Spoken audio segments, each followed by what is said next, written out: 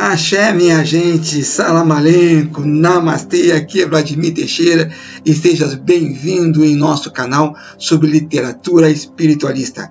Antes de mais nada, quero desejar um feliz 2023 para todos nós, com muita paz, prosperidade e calma, pessoal, muita calma. Se ainda não fores inscrito no nosso canal, aproveita a oportunidade, vai ali embaixo, inscreva-se no canal, é muito facinho. Basta vir aqui embaixo e apertar o botão se inscreva. E ali do ladinho, depois aperta o sininho para receberes notificações de novos conteúdos nossos.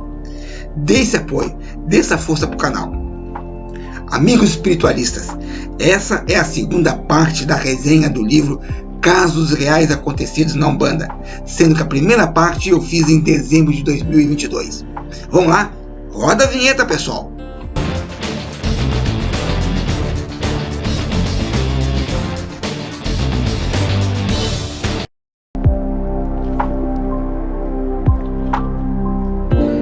E aí, pessoal, vamos lá então. Esse livro foi publicado em 2013, ou seja, nada mais, nada menos do que há 10 anos. E me parece que já não se encontra com facilidade. Quem sabe com o próprio autor ou a editora. De antemão, minha gente, de antemão, meus caros, já vou dizendo que gostei muito desse livro, em função dos ensinamentos e da doutrina. Em vez de falar só do livro, hoje eu quero me deter um pouquinho mais sobre o autor Silvio da Costa Matos, que é carinhosamente conhecido como Pai Silvio da Apeu. Vamos lá? Mas quem é Silvio da Costa Matos? Sem querer partir para a idolatria, mas vamos procurar ser grato. Vamos dar valor a esse homem, ou pelo menos demonstrar gratidão pelos mais de 50 anos dedicados à Umbanda. Silvio da Costa Matos nasceu no Rio de Janeiro em 1947. Teve uma infância atribulada, pois cresceu em um orfanato, onde então conheceu o catecismo e participou de um grupo de jovens congregados marianos. Aos 15 anos, ou seja, na adolescência, além de seus conflitos internos, também sofreu uma influência de obsessão espiritual, o que o levou a buscar o auxílio do catecismo. Assim, o jovem Silvio da Costa Matos encontrou muitas respostas para suas dúvidas, conflitos e também pegou o gosto pela leitura. Aliás, é quase impossível você ser kardecista e não ler. É quase impossível. Não vou dizer impossível, porque quem sou eu para dizer que é algo impossível? É quase impossível. É mesmo, né? Depois de algum tempo, passou a atuar na corrente mediúnica da casa, kardecista, até que se repetiu aquilo que acontece com muitos médiuns quando está no kardecismo. Ou seja, entidades que atuam na seara umbandista começam a chegar. E no caso do Silvio Costa Matos foi a mesma coisa. Chegou o caboclo Ubatuba. Então o dirigente espiritual da casa espírita aconselhou o Silvio a procurar uma casa de Umbanda. E essa orientação mudou toda a jornada reencarnatória de Silvio. Ao longo da sua vida dedicada à Umbanda, Silvio da Costa Matos escreveu mais de 2 livros. Aliás, escreveu 2 livros, a saber, A Trajetória de um Guardião Viking e O Arraial dos Penitentes. Esse livro, O Arraial dos Penitentes, esteve comigo muito tempo. Eu olhava o livro e não percebia nada para ler o livro. Então eu entreguei para a dona. Quem sabe, no futuro eu peço ele de volta. Quem sabe? Silvio da Costa Matos também foi radialista, produtor e escreveu vários textos para órgãos da imprensa, como jornais e revistas especializados no segmento umbandista. Eu me atrevo a dizer que Silvio é um homem de perfil multitarefa. E dizem um ditado antigo que quem corre porque gosta não cansa, pelo menos teoricamente, né? Ao longo da sua vida, Silvio ganhou vários títulos e condecorações de associações do Candomblé e Umbanda. E sua grande obra, se é que eu posso dizer uma das grandes obras dele, foi a fundação da Apeu. APEU, Associação de Pesquisas Espirituais de Ubatuba, fundada em 1981. Doutrinariamente, a associação se definiu como Umbanda Branca, cristã, evolutiva e doutrinária. Assim como eu disse no vídeo anterior, e repito, que não gosto da expressão Umbanda Branca. Respeito, óbvio, mas não gosto. O trabalho da associação é muito bonito, pessoal, e caridoso. Parabéns aos fundadores, o Silvio, que ainda é vivo, graças a Deus, e a atual direção. Esse livro, para mim, é diferenciado, pois o autor revela uma pitadinha de saudosismo, relembrando uma sociedade bem diferente à do século XXI, se referindo à falta de socialização, o desinteresse pelo estudo doutrinário, fundamentos e princípios. Ao mesmo tempo, o autor também menciona que em alguns casos há um exagerado incentivo de vaidade. Lendo o livro vocês vão ver o que ele está se referindo, eu não vou citar. Para mim, a história da humanidade pode ser marcada em alguns momentos pela tríade. Abre parênteses, vaidade, poder e ambição. Fecha parênteses. Então, somente os avatares da humanidade passaram pela Terra superando essa tríade. Roda a vinheta, pessoal.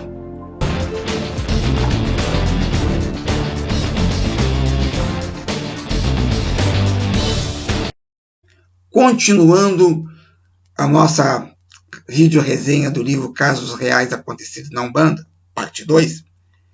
Essa é uma coletânea de contos, fruto de relatos testemunhados em loco pelo autor ou narrados a ele por pessoas do seu ciclo de amizades.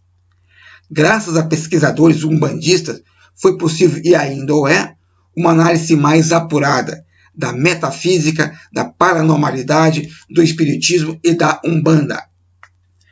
No livro Casos Reais Acontecidos na Umbanda, existe mais ou menos em torno de 70 relatos em forma de contos, e assim vai mencionando assuntos muito importantes sob ponto de vista de conhecimento e doutrinário, pessoal. Vale a pena ler esse livro. Exemplo foi a citação da tal da psicometria. Eu não sabia o que era, fui pesquisar. Que nada mais é do que na Umbanda se faz toda hora, que é defumar a roupa de uma pessoa que não está presente. Uma pessoa, por exemplo, quantas e quantas vezes a gente pega uma roupinha de um parente, da esposa, do marido, dos filhos, e leva na nossa casa de Umbanda e pede para passar uma defumação, coisa e tal. Isso eu não sabia que se chamava-se psicometria. Procure na internet, pessoal, essa habilidade de alguns médiuns. Alguns relatos trazem o nome de quem vivenciou a história, pois o autor havia solicitado ao seu ciclo de amizade que enviasse os relatos verídicos. De fato, alguns relatos trazem data, local e, obviamente, nomes fictícios, mas bem esclarecido, pessoal. Há contos relatando o desaparecimento de nódulos em algumas pessoas após a atuação de uma entidade. Abre parênteses, pessoal, isso é importante. Não é medicina ilegal, ok? Fecha parênteses. Também de trabalhos para desobsessão, trabalhos para auxiliar pessoas depressivas e a doutrinação de espíritos de pouca luz e o envio deles para a luz. Entre tantas histórias comoventes e outras hiláricas, cito a do título, abre aspas, Os Filhos, fecha aspas.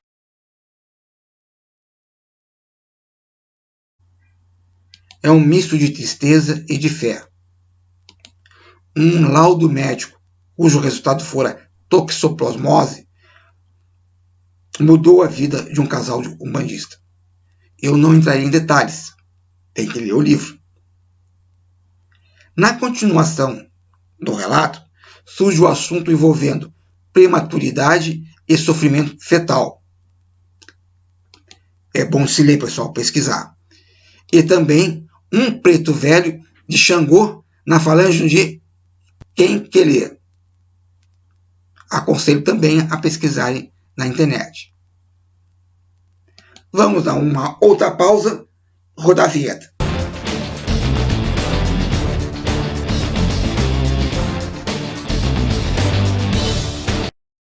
Pessoal, a segunda parte do livro é dedicada a casos reais que achincalham ou mancham a religião através de atitudes de alguns ignorantes, mistificadores, desqualificados e por aí vai fora.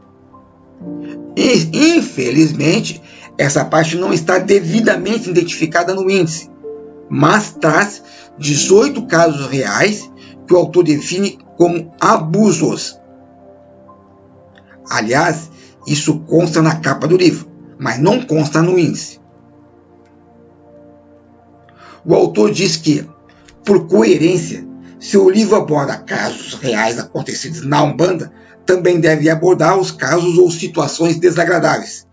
É o outro lado da moeda, e eu bato palmas.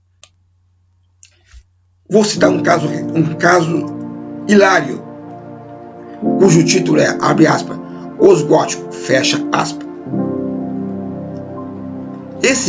Essa historinha, esse conto, se passa em um cemitério durante uma atividade proposta e dirigida por um Exu, sendo que o cacique, que foi acompanhar os trabalhos, tinha medo de fazer trabalhos no cemitério. No final, pessoal, a gente ri muito. Tem que ler o livro, pessoal, mas é se rir mesmo. Um outro caso desagradável que o Silvio conta no seu livro é de uma comunidade que comprou um terreno, construiu uma nova sede para um determinado centro de Umbanda e posteriormente, infelizmente por ambição e ingratidão, o cacique passou a cobrar todas as atividades realizadas no centro. Deu no que deu, né? Para finalizar esse capítulo, um outro abuso ou absurdo, como bem define o autor Silvio da Costa Matos, é a atitude de alguns dirigentes, caciques ou sacerdotes de negociar, trocar ou ceder algo que não lhes pertence. O autor se refere à situação conhecida por ele de emprestar ou ceder guias ou protetores como se fossem mercadorias. Isso mesmo, pessoal. O autor diz claramente ter presenciado coisa desse tipo e salienta que as falanges que um médium de Umbanda irá se desenvolver ou trabalhar é determinada pela espiritualidade, inclusive com a participação dos senhores do cargo, e não de simples mortais. Ele deixa bem claro isso, comenta e vai mais a fundo, pessoal.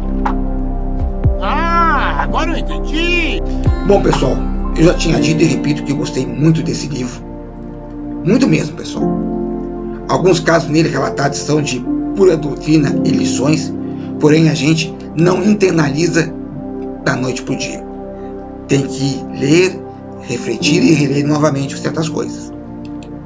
Em contrapartida, também servem de alerta para que não sejamos usados por malfeitores e que não tenhamos simpatia por aqueles ou aquelas que muitas vezes se utilizam de dons de forma inadequada e que no final acabam por difamar a nossa Umbanda. Por hoje é só, pessoal. Agradeço a todos, cumpri aqui mais uma vez a minha missão de trazer alguma coisa, algum conhecimento da literatura umbandista, pessoal.